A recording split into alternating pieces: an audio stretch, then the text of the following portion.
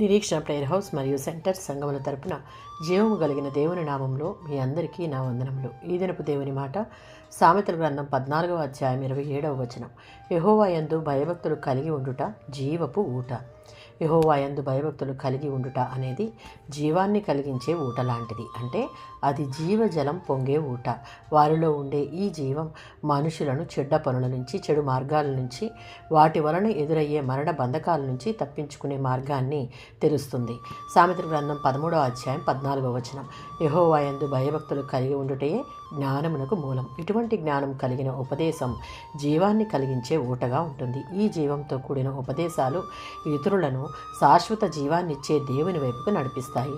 ప్రతికూల పరిస్థితులు ఎదురైనా వాటిని తప్పించుకునే ఉపాయాలను బోధించి వాటి వలన వచ్చే నష్టాలను తప్పిస్తాడు.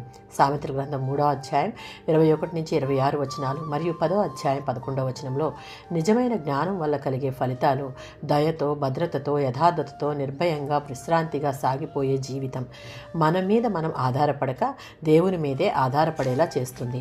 ఈ జ్ఞానం కలిగి దేవుని మార్గాలలో నడిచేవారు సన్మార్గంలో నడుస్తారు. దేవుని దృష్టికి నీతి న్యాయాలను అనుసరించి నడుచుకుంటారు. వారి నోరు జీవజలపు ఊట, వారి మాటలు నిత్య జీవపు గమ్యానికి నడిపిస్తాయి.